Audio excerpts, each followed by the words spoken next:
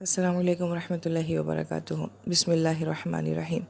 سورہ بقرہ ہے اور آیت نمبر 36 ہے۔ اللہ تعالیٰ فرماتے ہیں فَأَزَلَّهُمُ الشَّيْطَانُ، شیطان نے ان دونوں کو بہکا دیا۔ یہاں پہ ازلہ کا لفظ آ رہا ہے، یہ زلہ سے ہے، اور زلہ کا مطلب ہوتا ہے کسی چیز سے بہکا دینا اور پھسلا دینا۔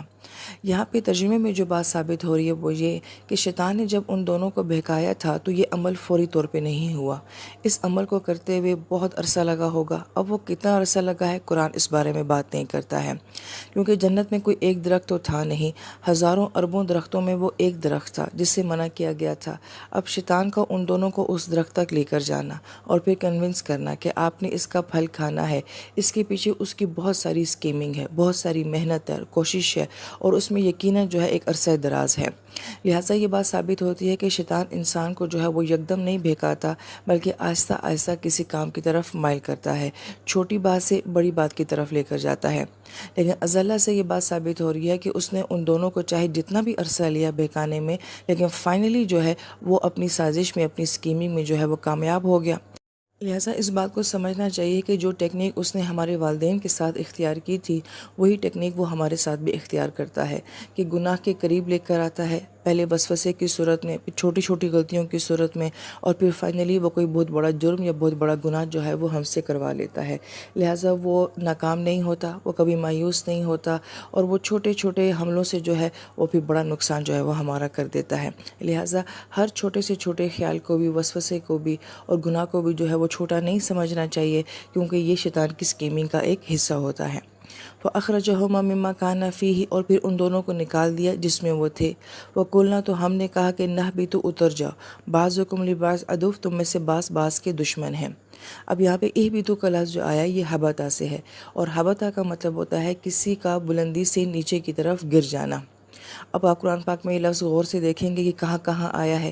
یہاں پہ یہ لفظ آ رہا ہے جنت سے دنیا کی طرف آنے کے لیے، اور جو ہے کہ جنت ایک اعلیٰ درجہ ہے، اونچا مقام ہے، اور وہاں سے نیچے زمین کی طرف آنا، تو اس کے لیے جو ہے اہبطوا کا لفظ استعمال کیا گیا ہے۔ وَلَكُمْ فِي الْأَرْضِ، اور تمہارے لیے زمین میں مستقر ایک ٹھکانہ ہے۔ مستقر کا لفظ جو آتا ہے وہ کسی جگہ میں تھوڑی دیر کے لیے آرام کرنے کے لیے یا تھوڑی دیر کی اسٹے کے لیے جو ہے مستقر کا لفظ آتا ہے۔ یہی لفظ جو ہے آدم علیہ السلام اور حوا کے لیے جنت کے لیے بھی آیا ہے، کیونکہ ان کے لیے وہاں پہ کچھ عرصے کا رکنا تھا، پھر انہوں نے دنیا میں آنا تھا، اور پھر دوبارہ جو ہے فائنلی جب وہ جنت میں جائیں گے تو پھر ہمیشہ کے لیے جائیں گے۔ اسی طریقے سے قرآن میں مستقر کا لفظ جو ہے وہ جہنم کے لیے بھی آیا ہے، کہ کچھ اہل ایمان بھی ایسے ہوں گے کہ اپنے گناہوں کی وجہ سے کچھ عرصے کے لیے جہنم میں جائیں گے اور پھر وہاں سے نکالے جائیں گے۔ تو مستقر کا مطلب ہوتا ہے کہ کسی جگہ میں تھوڑی دیر کے لیے اسٹے کرنا۔ تو دنیا میں ہمارا اسٹے جو ہے یہ بہت تھوڑے عرصے کے لیے ہے، بہت تھوڑے وقت کے لیے ہے۔ وَمَتَاعٌ إِلَىٰ حِينٍ، اور پھر یہ متاع ہے کہ دنیا میں جو کچھ بھی ہے، ہمیں جو دنیا میں بھیجا گیا ہے، مفسر کرام فرماتے ہیں ایکچولی یہ سزا نہیں ہے، یہ عیسائیت کے مذہب کا عقیدہ ہے کہ دنیا جو ہے وہ ایک لعنت ہے اور ہمیں یہاں پہ بطور سزا بھیجا گیا ہے۔ اسلام ایسی بات نہیں کرتا۔ اسلام یہ کہتا ہے کہ معافی تلافی کے بعد آدم علیہ السلام سے جو بھی خطا ہوئی تھی، اس کے بعد دنیا میں جو آدم علیہ السلام کو بھیجا گیا یہ خلیفہ بنا کر بھیجا گیا ہے، اور خلیفہ جو ہوتا ہے وہ اپنے مالک کا نائب ہوتا ہے۔ لہٰذا دنیا میں ہمارا اسٹیج جو ہے وہ تھوڑے عرصے کا ہے، اور دنیا میں جو کچھ بھی اللہ تعالیٰ نے ہمیں دیا ہے، چاہے وہ سورج، چاند، ستارے ہیں، زمین ہے، آسمان ہے، اور یہ کھیتی ہے، رزق ہے، اولاد ہے، جو کچھ بھی اس دنیا میں اللہ پاک نے ہمیں دیا ہے اس کو متاع کہا گیا ہے۔ متاع لفظ بہت امپورٹنٹ ہے۔ اس کا مطلب ہوتا ہے کہ ایسی چیز جس سے آپ فائدہ اٹھاتے ہیں مگر وہ آپ کا شوق اور آپ کا مقصد نہیں ہوتی ہے، یا وہ آپ کی پسند نہیں ہوتی ہے۔